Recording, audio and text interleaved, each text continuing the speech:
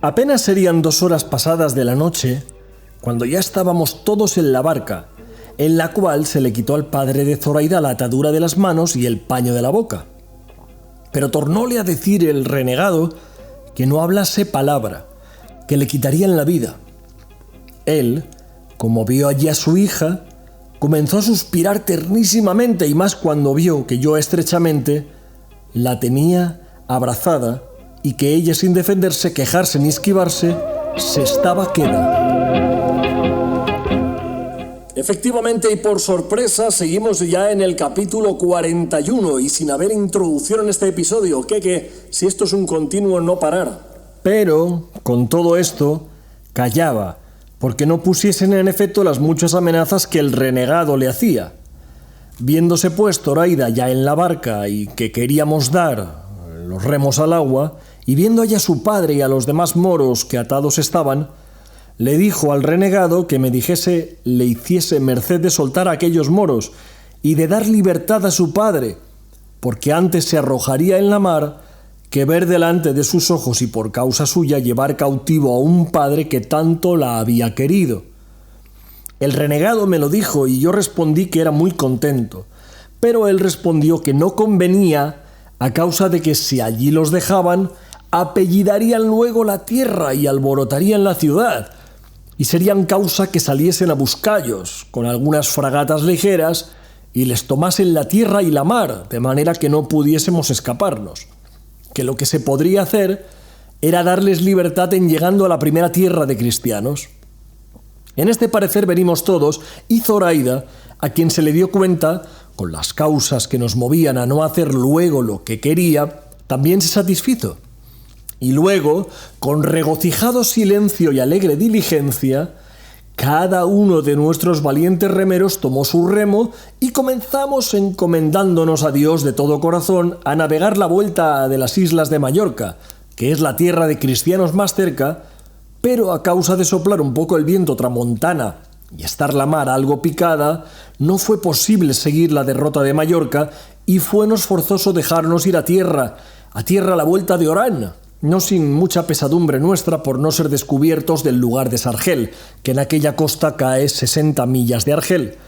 Y asimismo temíamos encontrar por aquel paraje alguna galeota de las que de ordinario vienen con mercancía de Tetuán, aunque cada uno por sí, por todos juntos, presumíamos de que si se encontraba galeota de mercancía, como no fuese de las que andan en corso, que no solo no nos perderíamos, más que tomaríamos bajel donde con más seguridad pudiésemos acabar nuestro viaje.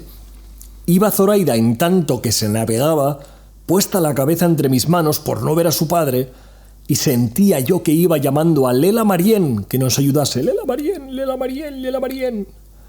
Bien habríamos navegado 30 millas cuando nos amaneció como 3 tiros de arcabuz desviados de tierra, toda la cual vimos desierta y sin nadie que nos descubriese. Pero con todo eso, nos fuimos a fuerza de brazos entrando un poco en la mar, que ya estaba algo más sosegada. Y habiendo entrado casi 2 leguas, dióse orden que se bogase a cuarteles en tanto que comíamos algo, que iba bien proveída la barca, puesto que los que bogaban dijeron que no era aquel tiempo de tomar reposo alguno, que les diesen de comer los que no bogaban, que ellos no querían soltar los remos de las manos en manera alguna. Hízose ansí, y en esto comenzó a soplar un viento largo, que nos obligó a hacer luego vela y a dejar el remo y enderezar a Orán, por no ser posible poder hacer otro viaje.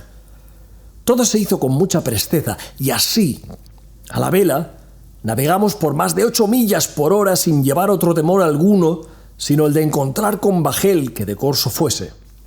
Bueno, todo esto está siguiendo contando la historia, el nuevo protagonista de este relato, que ha aparecido en el anterior capítulo ya, el hombre misterioso, y están todos, después de cenar allí en la venta, pues con la boca abierta. Eso es una maravilla. Detrás de una historia va otra, y la siguiente es mejor. ¿Para qué quieren la televisión, ni el cine, ni la radio? Si es que lo tenían ahí. Netflix es una chufla comparado con esto. Dimos de comer a los moros vagarinos y el renegado les consoló diciéndoles, como no iban cautivos, que en la primera ocasión les darían libertad. Lo mismo se le dijo al padre de Zoraida, el cual respondió: «Cualquiera otra cosa pudiera yo esperar y creer de vuestra liberalidad y buen término, oh cristianos. Mas el darme libertad no me tengáis por tan simple que lo imagine, que nunca os pusisteis vosotros al peligro de quitármela para volverla tan liberalmente, especialmente sabiendo quién soy yo, que soy un moro rico, y el interese que se os puede seguir de dármela, el cual interese, si le queréis poner nombre, desde aquí os ofrezco todo aquello que quisiéredes por mí y por esa desdichada hija mía, o si no, por ella sola, que es la mayor y la mejor parte de mi alma». En diciendo esto, comenzó a llorar tan amargamente que a todos nos movió a compasión y forzó a Zoraida que le mirase, la cual, viéndole llorar, así se estremeció, que se levantó de mis pies y fue a abrazar a su padre, y juntando su rostro con el suyo comenzaron los dos tan tierno llanto que muchos de los que allí íbamos le acompañamos en él, todos llorando en la barca. Pero cuando su padre la vio adornada de fiesta y con tantas joyas sobre sí, le dijo en su lengua: «¿Qué es esto, hija?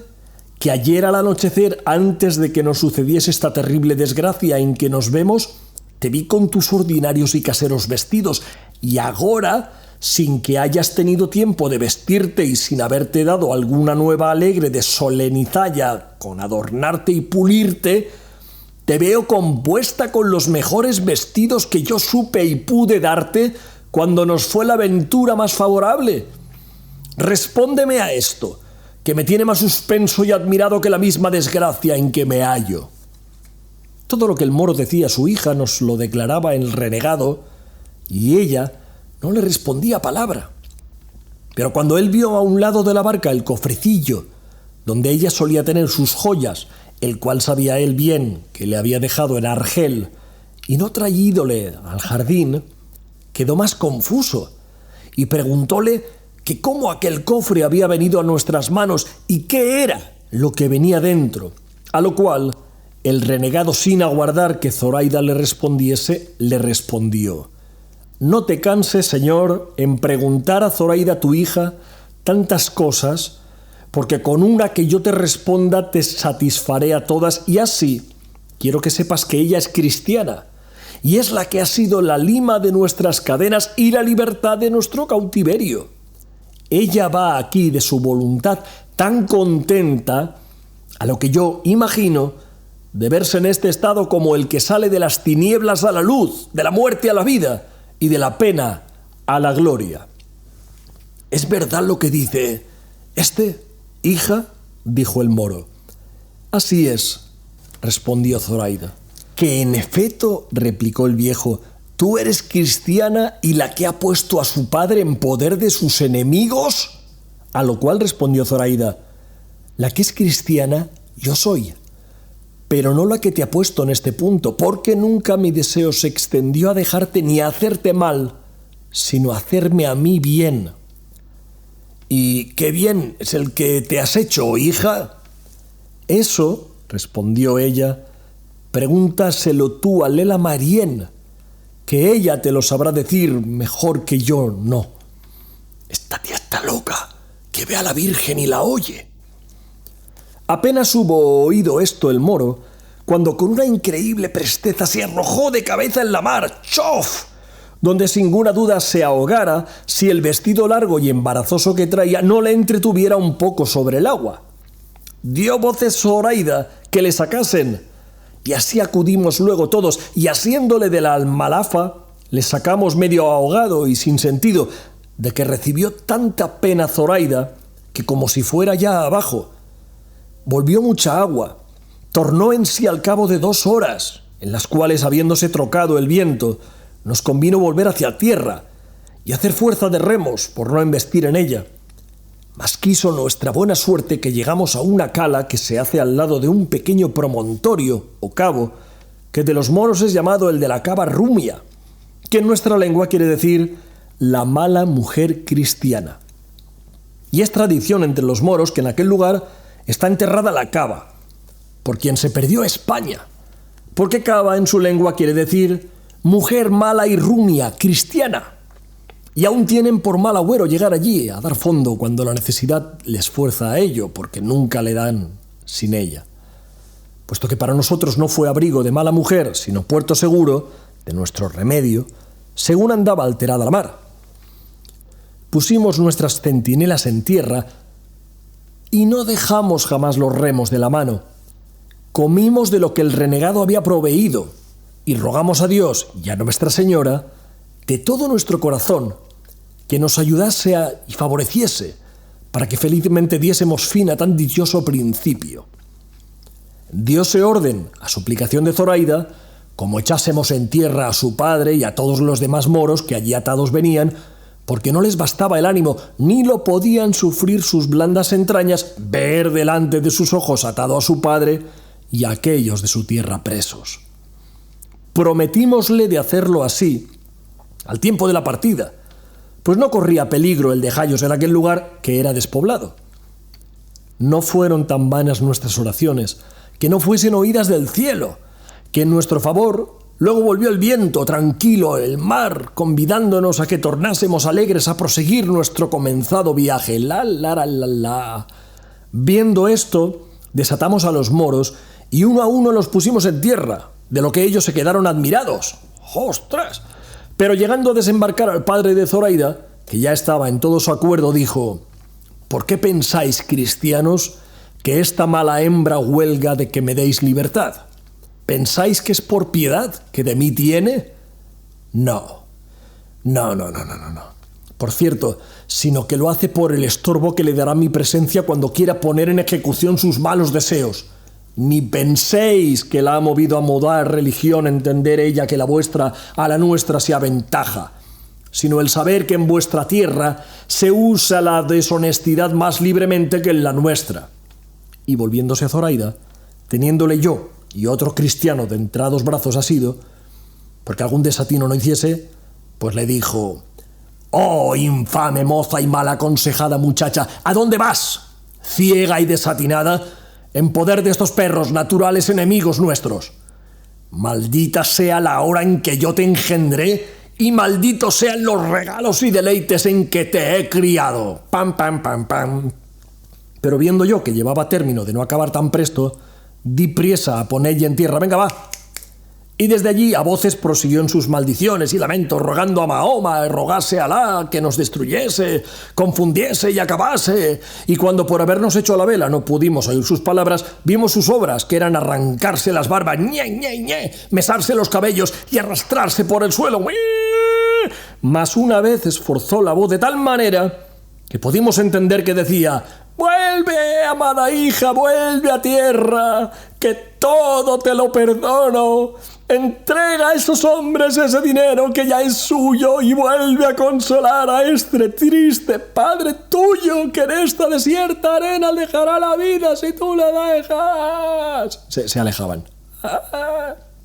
Todo lo cual escuchaba Zoraida, y todo lo sentía y lloraba, y no supo decirle ni responderle palabra, sino: «Plega a Alá, padre mío, que Lela Marién», con Lela Marién, está loca, «que ha sido la causa de que yo sea cristiana, ella te consuele en tu tristeza. Alá sabe bien que no puede hacer otra cosa de la que te he hecho y que estos cristianos no deben nada a mi voluntad, pues aunque quisiera no venir con ellos y quedarme en mi casa me fuera imposible, según la priesa que me daba mi alma a poner por obra esta, que a mí me parece tan buena como tú, padre amado, la juzgas por mala». O sea, ahí te quedas, Pernales. Esto dijo a tiempo que ni su padre la oía ni nosotros ya le veíamos.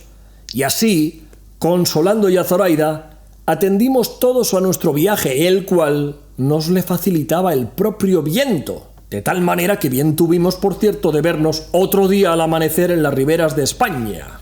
Mas como pocas veces o nunca viene el bien puro y sencillo, sin ser acompañado o seguido de algún mal que le turbe o sobresalte, quiso nuestra aventura, o quizás las maldiciones que el moro a su hija había echado, que siempre se han de tener de cualquier padre que sean, siempre se han de temer, quiso, digo, que estando ya engolfados y siendo ya casi pasadas 3 horas de la noche, yendo con la vela tendida de alto abajo, frenillados los remos, porque el próspero viento nos quitaba del trabajo de haberlos menester, con la luz de la luna que claramente resplandecía, vimos cerca de nosotros un bajel redondo que con todas las velas tendidas, llevando un poco a orza el timón delante de nosotros, atravesaba. Y esto tan cerca que nos fue costoso y forzoso amainar por no embestirle, y ellos ansimismo hicieron fuerza de timón para darnos lugar que pasásemos. Habíanse puesto a bordo del bajel a preguntarnos quiénes éramos, y a dónde navegábamos, y de dónde veníamos. Pero por preguntarnos esto en lengua francesa, dijo nuestro renegado, o sea, ¿quiénes éramos? ¿A dónde navegábamos? ¿De dónde veníamos? Ninguno responda, porque estos sin duda son corsarios franceses que hacen a toda tropa. Que hacen a toda ropa. No tropa, ropa. Por una letra solo, por la T. Por este advenimiento ninguno respondió palabra, y habiendo pasado un poco delante, que ya el bajel quedaba a sotavento, de improviso soltaron 2 piezas de artillería, ¡pum, pum! Y a lo que parecía, ambas venían con cadenas. Esas son las cadenas por el aire. Porque con una cortaron nuestro árbol por medio, ¡zac! Y dieron con él y con la vela en la mar, cataplof. Y al momento, disparando otra pieza, vino a dar la bala en mitad de nuestra barca, de modo que la abrió toda, sin hacer otro mal alguno. Pero como nosotros nos vimos ir a fondo, comenzamos todos a grandes voces a pedir socorro, ¡socorro! Y a rogar a los del bajel que nos acogiesen, ¡acogednos! Porque nos anegábamos. Amagaron entonces, y echando el esquife o barca a la mar, entraron en él hasta 12 franceses bien armados, con sus arcabuces y cuerdas encendidas, y así llegaron junto al nuestro, y viendo cuán pocos éramos y cómo el bajel se hundía, nos recogieron, diciendo que por haber usado de la descortesía de no respondelles, nos había sucedido aquello. Nuestro renegado tomó el cofre de las riquezas de Zoraida y dio con él en la mar, sin que ninguno echase de ver en lo que hacía. En resolución, todos pasamos con los franceses, los cuales, después de haberse informado de todo aquello que de nosotros saber quisieron, como si fueran nuestros capitales enemigos, nos despojaron de todo cuanto teníamos, y a Zoraida le quitaron hasta los carcajes que traía a los pies. Pero no me daba a mí tanta pesadumbre la que a Zoraida le daban como me la daba el temor de que tenía de que habían de pasar de quitar de las riquísimas y preciosísimas joyas al quitar de la joya que más valía y que ella más estimaba. Pero los deseos de aquella gente no se extienden a más que el dinero, y de esto jamás se ve hasta su codicia, lo cual entonces llegó a tanto que aun hasta los vestidos de cautivos nos quitaran, si de algún provecho les fueran. Y hubo parecer entre ellos de que a todos nos arrojasen a la mar envueltos en una vela, porque tenían intención de tratar en algunos puertos de España con nombre de que eran bretones, y si nos llevaban vivos serían castigados siendo descubiertos en su hurto. Mas el capitán, que era el que había despojado a mi querida Zoraida, dijo que él se contentaba con la presa que tenía y que no quería tocar en ningún puerto de España sino pasar el estrecho de Gibraltar de noche o como pudiese e irse a la Rochela, de donde había salido. Y así tomaron por acuerdo de darnos el esquife de su navío y todo lo necesario para la corta navegación que nos quedaba, como lo hicieron otro día, ya a vista de tierra de España, con la cual vista todas nuestras pesadumbres y pobrezas se nos olvidaron de todo punto, como si no hubieran pasado por nosotros. Tanto es el gusto de alcanzar la libertad perdida. Cerca de mediodía podría ser cuando nos echaron en la barca, dándonos 2 barriles de agua y algún bizcocho, y el capitán, movido no sé de qué misericordia, al embarcarse la hermosísima Zoraida, le dio hasta 40 escudos de oro, y no consintió que le quitasen sus soldados de estos mismos vestidos que ahora tiene puestos. Ya se lo había trajinado primero el capitán, ahora ya le da igual. Entramos en el bajel. Dímosles las gracias por el bien que nos hacían, los hijos de... mostrándonos más agradecidos que quejosos. Ellos se hicieron a lo largo siguiendo la derrota del estrecho, nosotros, sin mirar a otro norte que a la tierra que se nos mostraba delante, Nos dimos tanta priesa a bogar que al poner del sol estábamos tan cerca que bien pudiéramos, a nuestro parecer, llegar antes que fuera muy de noche. Pero, por no parecer en aquella noche la luna y el cielo mostrarse oscuro, y por ignorar el paraje en que estábamos, no nos pareció cosa segura investir en tierra, como a muchos de nosotros les parecía, diciendo que diésemos en ella, aunque fuese en unas peñas y lejos de poblado, porque así aseguraríamos el temor que de razón se debía tener que por allí anduviesen bajeles de corsarios de Tetuán, los cuales anochecen en Berbería y amanecen en las costas de España, y hacen de ordinario presa y se vuelven a dormir a sus casas. Salen a trabajar, salen de Berbería, cruzan al lado español, arramblan con lo que pueden y se vuelven, como el que va a la oficina. Pero de los contrarios pareceres, el que se tomó fue que nos llegásemos poco a poco y que si el sosiego del mar lo concediese, desembarcásemos donde pudiésemos.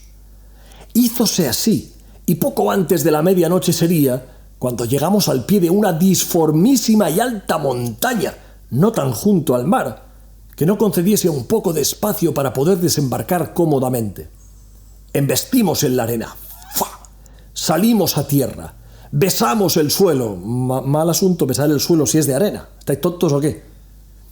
Bueno, y subímonos a un grandísimo trecho en la montaña, porque aún allí estábamos y aún no podíamos asegurar el pecho si ni acabásemos de creer que era tierra de cristianos la que ya nos sostenía.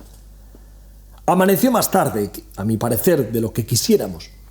Acabamos de subir toda la montaña por ver si desde allí algún poblado se descubría o algunas cabañas de pastores, pero aunque más tendimos la vista, ni poblado, ni persona, ni senda, ni camino descubrimos. Con todo esto, determinamos de entrarnos la tierra adentro, pues no podía ser menos sino que presto descubriésemos quien nos diese noticia de ella. Pero lo que a mí más me fatigaba era el ver ir a pie a Zoraida por aquellas asperezas, que puesto que alguna vez le puse sobre mis hombros, más le cansaba a ella mi cansancio que la reposaba su reposo.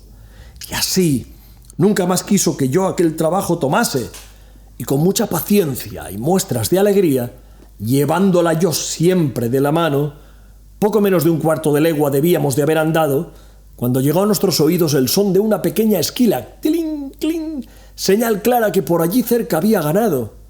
Y mirando todos con atención si alguno se parecía, vimos al pie de un alcornoque un pastor mozo, que con grande reposo y descuido estaba labrando un palo con un cuchillo. ¡Rac, rac, rac! Dimos voces y él, alzando la cabeza, se puso ligeramente en pie, y a lo que después supimos, los primeros que a la vista se le ofrecieron fueron el renegado y Zoraida. Y como él los vio en hábito de moros, pensó que todos los de la Berbería estaban sobre él. Y metiéndose con extraña ligereza por el bosque adelante, comenzó a dar los mayores gritos del mundo diciendo: ¡Moros! ¡Moros hay en la tierra! ¡Moros, moros! ¡Arma! ¡Arma! Arma, arma, como están en Andalucía, supongo, arma, arma, o está diciendo arma, arma, que necesita arma, o arma, mi arma, mi arma. No, arma, arma, de arma. Con estas voces quedamos todos confusos y no sabíamos qué hacernos. Pero considerando que las voces del pastor habían de alborotar la tierra y que la caballería de la costa había de venir luego a ver lo que era, acordamos que el renegado se desnudase de las ropas de turco y se vistiese un gileco o casaca de cautivo que uno de nosotros le dio. Luego, aunque se quedó en camisa. Y así, encomendándonos a Dios, fuimos por el mismo camino que vimos que el pastor llevaba, esperando siempre cuando había de dar sobre nosotros la caballería de la costa. Y no nos engañó nuestro pensamiento, porque aún no habrían pasado 2 horas, cuando habiendo ya salido de aquellas malezas a un llano, descubrimos hasta 50 caballeros que con gran ligereza, corriendo a media rienda, a nosotros se venían, tocotoc, tocotoc, tocotoc. Y así como los vimos, nos estuvimos quedos aguardándolos. Pero como ellos llegaron y vieron en lugar de los moros que buscaban tanto pobre cristiano, quedaron confusos. Y uno de ellos nos preguntó si éramos nosotros, acaso, la ocasión por que un pastor había apellidado el arma. Sí, dije yo. Y queriendo comenzar a decirle mi suceso y de dónde veníamos y quién éramos, uno de los cristianos que con nosotros venían Conoció al jinete que nos había hecho la pregunta y dijo, sin dejarme a mí decir más palabras: «Gracias sean dadas a Dios, señores, que a tan buena parte nos ha conducido. Porque si yo no me engaño, la tierra que pisamos es la de Vélez Málaga. Si ya los años de mi cautiverio no me han quitado de la memoria el acordarme de vos, señor, que nos preguntáis quiénes sois, pues vos sois Pedro de Bustamante, tío mío». Apenas hubo dicho esto el cristiano cautivo cuando el jinete se arrojó del caballo, supongo que de pie, no de cabeza, y vino a abrazar al mozo diciéndole: «Sobrino de mi alma y de mi vida, ya te conozco y ya te he llorado yo por muerto, y mi hermana tu madre y todos los tuyos que aún viven, y Dios ha sido servido de darles vida para que gocen el placer de verte. Ya sabíamos que estabas en Argel, y por las señales y muestras de tus vestidos y la de todos los de esta compañía comprendo que habéis tenido milagrosa libertad». «Así es», respondió el mozo, «y tiempo nos quedará para contároslo todo». Luego que los jinetes entendieron que éramos cristianos cautivos, se apearon de sus caballos y cada uno nos convidaba con el suyo para llevarnos a la ciudad de Vélez Málaga, que legua y media de allí estaba. Algunos de ellos volvieron a llevar la barca a la ciudad, diciéndoles dónde la habíamos dejado. Otros nos subieron a las ancas, y Zoraida fue en las del caballo del tío del cristiano. Saliónos a recibir todo el pueblo, que ya de alguno que se había adelantado sabían la buena nueva de nuestra venida. No se admiraban de ver cautivos libres, ni moros cautivos, porque toda la gente de aquella costa está hecha a ver a los unos y a los otros, pero admirábanse de la hermosura de Zoraida, la cual en aquel instante y sazón estaba en su punto, como si fuese un bistec en su punto. Ansí con el cansancio del camino, como con la alegría de verse ya en tierra de cristianos, sin sobresalto de perderse, y esto le había sacado al rostro tales colores que, si no es que la afición entonces me engañaba, osaré decir que más hermosa criatura no había en el mundo, a lo menos que yo la hubiese visto. Fuimos derechos a la iglesia, a dar gracias a Dios por la merced recibida. Tolón, tolón. Eso es la campana de la iglesia. Ya sé que a estas alturas del relato ya pillas mis onomatopeyas, los efectos especiales. Y así como en ella entró Zoraida, dijo que allí había rostros que se parecían a los de Lela Marién. Dijémosle que eran imágenes suyas, y como mejor se pudo le dio el renegado a entender lo que significaban, para que ella las adorase como si verdaderamente fueran cada una de ellas la misma Lela Marién que la había hablado. A la loca. Ella, que tiene buen entendimiento y un natural fácil y claro, entendió luego cuánto acerca de las imágenes se le dijo. Claro, era fan, pues ya cuando le enseñaron todos los cornitos, todos los muñecos ya, pues ella encantada de la vida. El portaventura de Lela Marién se encontró. Desde allí nos llevaron y repartieron a todos en diferentes casas del pueblo, pero al renegado Zoraida y a mí nos llevó el cristiano que vino con nosotros, y en casa de sus padres, que medianamente eran acomodados de los bienes de fortuna, nos regalaron con tanto amor como a su mismo hijo. 6 días estuvimos en Vélez, al cabo de los cuales el renegado, hecha su información de cuánto le convenía, se fue a la ciudad de Granada a reducirse por medio de la Santa Inquisición al gremio santísimo de la Iglesia, a pasarse de bando para asegurarse un futuro próspero. Los demás cristianos liberados se fueron cada uno donde mejor le pareció.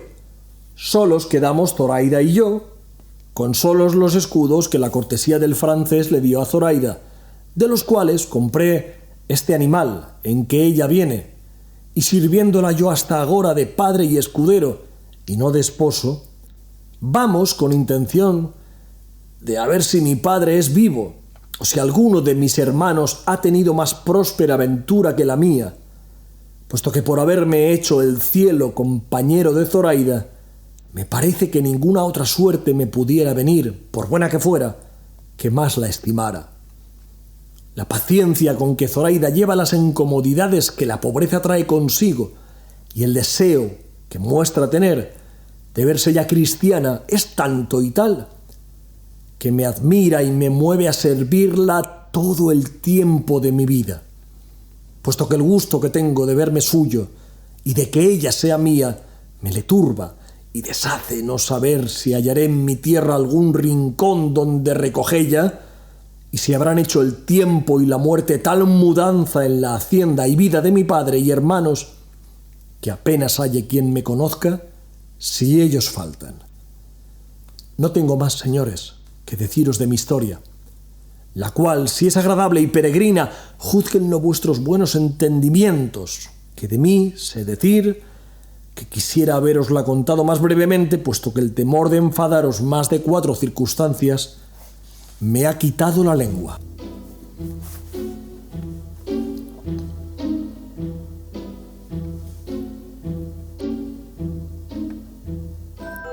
Bueno, pues la historia del renegado y el viajero, cristiano liberado, y la loca que ve a Lela Marina en todos los lados, es verdad que ha sido larga, pero ha sido una maravilla. Y además, para los que estaban escuchando en la venta, que siguen escuchando todavía con la boca abierta, ¡jolín! Ha sido el estreno del año. Si es que le ha pasado le ha adelantado a Don Quijote y a los otros que habíamos escuchado antes, que nos han pegado un tostón ahí con el culebrón aquel, y luego ha venido con la mora, y esto ha sido un peliculón. A ver cómo sigue. Capítulo 42, que trata de lo que más sucedió en la venta y de otras muchas cosas dignas de saberse. Yo creo que a estas alturas del libro ya a Cervantes lo de los títulos de los capítulos ya se la sudan por delante y por detrás. Ya, pues esto y más cosas, venga. Cayó en diciendo esto el cautivo, a quien don Fernando dijo: «Por cierto, señor capitán, el modo con que habéis contado este extraño suceso ha sido tal que iguala a la novedad y extrañeza del mismo caso. Todo es peregrino y raro y lleno de accidentes que maravillan y suspenden a quien los oye, y es de tal manera el gusto que hemos recibido en escuchalle, que aunque nos hallara el día de mañana entretenidos en el mismo cuento, holgáramos que de nuevo se comenzara». Y en diciendo esto, Cardenio y todos los demás se le ofrecieron con todo lo a ellos posible para servirle, con palabras y razones tan amorosas y tan verdaderas, que el capitán se tuvo por bien satisfecho de sus voluntades. Especialmente le ofreció don Fernando que si quería volverse con él, que él haría que el marqués, su hermano, fuese padrino del bautismo de Zoraida, y que él, por su parte, le acomodaría de manera que pudiese entrar en su tierra con la autoridad y cómodo que a su persona se debía. Todo lo agradeció cortesísimamente el cautivo, pero no quiso aceptar ninguno de sus liberales ofrecimientos. En esto llegaba ya la noche, y al cerrar de ella llegó a la venta un coche con algunos hombres de a caballo. Cotocloc, cotocloc, cotocloc. Eso es el coche que pasa. Pidieron posada, a quien la ventera respondió que no había en toda la venta un palmo desocupado. «Pues aunque eso sea», dijo uno de los de a caballo que habían entrado, «no ha de faltar para el señor oidor que aquí viene». A este nombre se turbó la huéspeda y dijo: «Señor, lo que en ello hay es que no tengo camas. Si es que su merced del señor oidor la trae, que sí debe de traer, entre en buena hora, que yo y mi marido nos saldremos de nuestro aposento por acomodar a su merced». «Sea en buena hora», dijo el escudero. «Aquí no para de llegar gente, esto parece ya el camarote de los hermanos Marx». Pero a este tiempo ya había salido del coche un hombre que en el traje mostró luego el oficio y cargo que tenía, porque la ropa luenga con las mangas arrocadas que vestía mostraron ser oidor, como su criado había dicho. Traía de la mano a una doncella, al parecer de hasta 16 años, vestida de camino, tan bizarra, tan hermosa y tan gallarda, que a todos puso en admiración su vista. ¡Oh! De suerte que, a no haber visto a Dorotea y a Luscinda y Zoraida, que en la venta estaban, creyeran que otra tal hermosura como la de esta doncella difícilmente pudiera hallarse. Hallóse don Quijote al entrar del oidor y de la doncella, y así como le vio, dijo: Seguramente puede vuestra merced entrar y esparcirse en este castillo, que aunque es estrecho y mal acomodado, no hay estrecheza ni incomodidad en el mundo que no dé lugar a las armas y a las letras, y más si las armas y letras traen por guía y adalid a la fermosura como la traen las letras de vuestra merced en esta fermosa doncella, a quien deben no solo abrirse y manifestarse los castillos, sino apartarse los riscos y dividirse y abajarse las montañas para dalle acogida. Entre vuestra merced, digo, en este paraíso, que aquí hallará estrellas y soles que acompañen el cielo que vuestra merced trae consigo. Aquí hallará las armas en su punto y la hermosura en su extremo. Te cagas. Llegas a una venta y aparece este tío, hablando así, pero parece que al otro le gusta. Admirado quedó el oidor del razonamiento de Don Quijote, a quien se puso a mirar muy de propósito, y no menos le admiraba en su talle que en sus palabras. Y sin hallar ningunas con que respondelle, se tornó a admirar de nuevo, cuando vio delante de sí a Luscinda y a Dorotea y a Zoraida, que a las nuevas de los nuevos huéspedes, y a las que la ventera les había dado de la hermosura de la doncella, habían venido a verla y a recibirla. Pero don Fernando, Cardenio y el cura le hicieron más llanos y más cortesanos ofrecimientos. En efecto, el señor oidor entró confuso, así de lo que veía como de lo que escuchaba, y las hermosuras de la venta dieron la bien llegada a la hermosura de la doncella. En resolución, bien hecho de ver el oidor que era gente principal toda la que allí estaba, pero el talle, visaje y la postura de Don Quijote le desatinaba. Y habiendo pasado entre todos corteses ofrecimientos y tanteado la comodidad de la venta, se ordenó lo que antes estaba ordenado, que todas las mujeres entrasen en el camaranchón ya referido y que los hombres se quedasen fuera como en su guarda. Y así fue contento el oidor que su hija, que era la doncella, se fuese con aquellas señoras, lo que ella hizo de muy buena gana, y con parte de la estrecha cama del ventero y con la mitad de la que el oidor traía, se acomodaron aquella noche mejor de lo que pensaban. Mira tú qué bien. El cautivo, que desde el punto que vio al oidor le dio saltos el corazón y barruntos de que aquel era su hermano, preguntó a uno de los criados que con él venían que cómo se llamaba y si sabía de qué tierra era. El criado le respondió que se llamaba el licenciado Juan Pérez de Viedma y que había oído decir que era de un lugar de las montañas de León.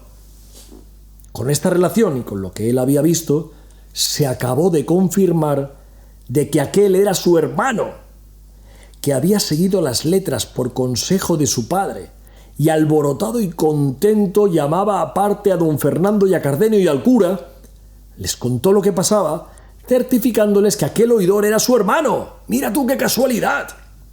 Medio mundo en barca para encontrarte con tu hermano.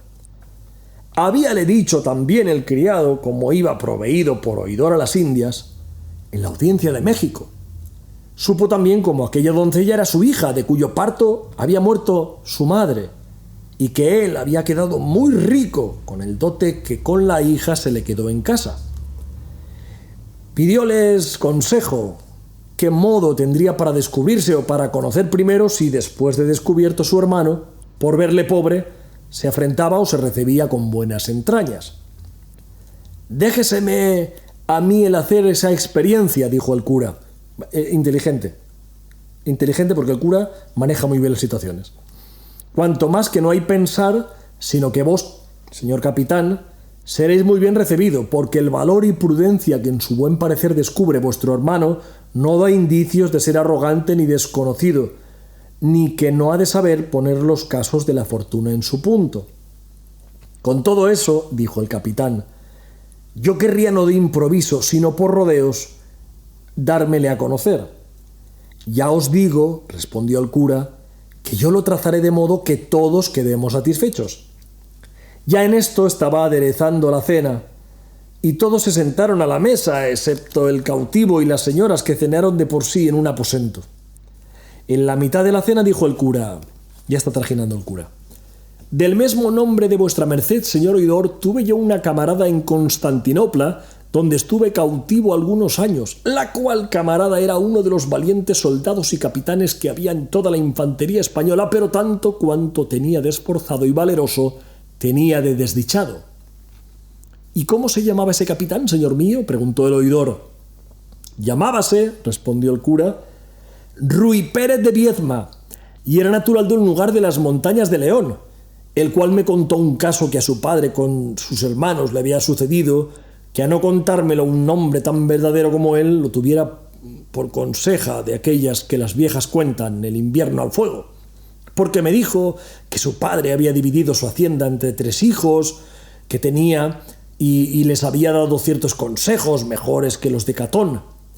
Y sé yo decir que el que él escogió de venir a la guerra le había sucedido tan bien que en pocos años, por su valor y esfuerzo, sin otro brazo que el de su mucha virtud, subió a ser capitán de infantería y a verse en camino y predicamento de ser presto maestre de campo. Pero fuera la fortuna contraria, pues donde la pudiera esperar y tener buena, allí la perdió con perder la libertad de la felicísima jornada donde tantos la cobraron, que fue en la batalla de Lepanto. Yo la perdí en la goleta y después, por diferentes sucesos, nos hallamos camaradas en Constantinopla. Desde allí vino a Argel, donde sé que le sucedió uno de los más extraños casos que en el mundo han sucedido.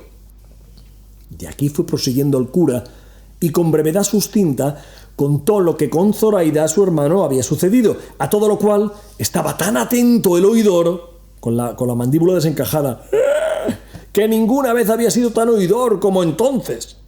Solo llegó el cura al punto de cuando los franceses despojaron a los cristianos que en la barca venían y la pobreza y necesidad en que su camarada y la hermosa mora habían quedado, de los cuales no había sabido en qué habían parado ni si habían llegado a España o llevándolos los franceses a Francia. Todo lo que el cura decía estaba escuchando algo de allí desviado el capitán y notaba todos los movimientos que su hermano hacía, el cual, viendo que ya el cura había llegado al fin de su cuento, dado un grande suspiro y llenándose los ojos de agua, dijo: «Oh señor, si supiésedes las nuevas que me habéis contado y cómo me tocan tan en parte que me es forzoso dar muestras de ello con estas lágrimas que, contra toda mi discreción y recato, me salen por los ojos. Ese capitán tan valeroso que decís es mi mayor hermano, el cual, como más fuerte y de más altos pensamientos que yo ni otro hermano menor mío, escogió el honroso y digno ejercicio de la guerra, que fue uno de los 3 caminos que nuestro padre nos propuso, según os dijo vuestra camarada en la conseja que a vuestro parecer le oístes. Yo seguí el de las letras, en las cuales Dios y mi diligencia me han puesto en el grado que me veis. Mi menor hermano está en el Pirú, tan rico que con lo que ha enviado a mi padre y a mí, satisfecho bien la parte que él se llevó, y aun dado las manos de mi padre con que poder hartar su liberalidad natural, y yo asimismo he podido con más decencia y autoridad tratarme en mis estudios y llegar al puesto que me veo. Vive aún mi padre, muriendo, con el deseo de saber de su hijo mayor, y pide a Dios con continuas oraciones no cierre la muerte sus ojos hasta que él vea con vida a los de su hijo, del cual me maravillo, siendo tan discreto como en tantos trabajos y aflicciones o prósperos sucesos se haya descuidado de dar noticia de sí a su padre, que si él lo supiera o alguno de nosotros no tuviera necesidad de aguardar al milagro de la caña para alcanzar su rescate. Pero de lo que yo ahora me temo es de pensar si aquellos franceses le habrán dado libertad o le habrán muerto por encubrir su hurto. Esto todo será que yo prosiga mi viaje no con aquel contento con que le comencé, sino con toda melancolía y tristeza. Oh, buen hermano mío, y quién supiera agora dónde estabas, que yo te fuera a buscar y a librar de tus trabajos, aunque fuera a costa de los míos. Oh, quién llevara nuevas a nuestro viejo padre de que tenías vida, aunque allí te sacaran sus riquezas, las de mi hermano y las mías. Oh Zoraida hermosa y liberal, ¿quién pudiera pagar el bien que a mi hermano hiciste? ¿Quién pudiera hallarse al renacer de tu alma y a las bodas que tanto gusto a todos nos dieran? Estas y otras semejantes palabras decía el oidor, lleno de tanta compasión con las nuevas que de su hermano le habían dado, que todos los que le oían le acompañaban en dar muestras del sentimiento que tenían de su lástima. Viendo, pues, el cura que también había salido con su intención y con lo que deseaba el capitán, no quiso tenerlos a todos más tiempo tristes, y así se levantó de la mesa, y entrando donde estaba Zoraida, la tomó por la mano, y tras ella se vinieron Luscinda, Dorotea y la hija del oidor. Estaba esperando el capitán a ver lo que el cura quería hacer, que fue, pues que tomándole a él a sí mismo de la otra mano, con entrambos a los dos, se fue donde el oidor y los demás caballeros estaban y dijo: ¡Sorpresa! No, esto no dijo. Cesen, señor oidor, vuestras lágrimas y cólmese vuestro deseo de todo el bien que acertase a desearse, pues tenéis delante a vuestro buen hermano y a vuestra buena cuñada. ¡Cha, cha, cha, chan! ¡Sorpresa, sorpresa! Este que aquí veis es el capitán Viedma, y esta la hermosa mora que tanto bien le hizo. Los franceses que os dije los pusieron en la estrecheza que veis, para que vos mostréis la liberalidad de vuestro buen pecho. Acudió el capitán a abrazar a su hermano, y él le puso ambas manos en los pechos por mirarle algo más apartado. «¿Eres tú? ¿Eres tú? ¿Eres tú?» Mas cuando le acabó de conocer, le abrazó tan estrechamente, derramando tan tiernas lágrimas de contento, que los más de los que presentes estaban le hubieran de acompañar en ellas, otra vez todo el mundo llorando de la emoción. Las palabras que entrambos hermanos se dijeron, los sentimientos que mostraron, apenas creo que pueden pensarse, cuanto más escribirse. Allí, en breves razones, se dieron cuenta de sus sucesos. Allí mostraron puesta en su punto la buena amistad de los hermanos. Allí abrazó el oidor a Zoraida. Allí la ofreció su hacienda. Allí hizo que la abrazase su hija. Allí la cristiana hermosa y la mora hermosísima renovaron las lágrimas de todos. Allí Don Quijote estaba atento, sin hablar palabra, diciendo: «¿Pero esto qué es? Yo quería aventuras, ¿y esto qué es?». Considerando estos extraños sucesos, atribuyéndolos todos a quimeras de la andante caballería. «Estos están todos embrujados, y esto es todo por culpa de la orden de caballería de los magos. Yo estoy volviéndome loco, y esto no puede ser». Allí concertaron que el capitán y Zoraida se volviesen con su hermano a Sevilla y avisasen a su padre de su hallazgo y libertad, para que, como pudiese, viniese a hallarse en las bodas y bautismo de Zoraida, por no le ser al oidor posible dejar el camino que llevaba a causa de tener nuevas que de allí a un mes partía flota de Sevilla a la Nueva España, y fuérale de grande incomodidad perder el viaje. En resolución, todos quedaron contentos y alegres del buen suceso del cautivo, y como ya la noche iba casi en las 2 partes de su jornada, acordaron de recogerse y reposar lo que de ella les quedaba. Don Quijote se ofreció a hacer la guardia del castillo, porque de algún gigante u otro mal andante follón no fuesen acometidos, codiciosos del gran tesoro de hermosura que en aquel castillo se encerraba. Agradeciéronselo los que le conocían, y dieron al oidor cuenta del humor extraño de Don Quijote, de que no poco gusto recibió. Solo Sancho Panza se desesperaba con la tardanza del recogimiento, y solo él se acomodó mejor que todos, echándose sobre los aparejos de su jumento, que le costaron tan caros como adelante se dirá. Recogidas, pues, las damas en su estancia, y los demás acomodándose como menos mal pudieron, Don Quijote se salió fuera de la venta a hacer la centinela del castillo, como lo había prometido. Sucedió, pues, que faltando poco por venir el alba, llegó a los oídos de las damas una voz tan entonada y tan buena que les obligó a que todas le prestasen atento oído, especialmente Dorotea, que despierta estaba, a cuyo lado dormía doña Clara de Viedma, que ansí se llamaba la hija del oidor. Nadie podía imaginar quién era la persona que tan bien cantaba, y era una voz sola, sin que la acompañase instrumento alguno. Unas veces les parecía que cantaban en el patio, otras que en la caballeriza, y estando en esta confusión muy atentas, llegó a la puerta del aposento Cardenio y dijo: «Quien no duerme, escuche, que oirán una voz de un mozo de mulas que de tal manera canta que encanta».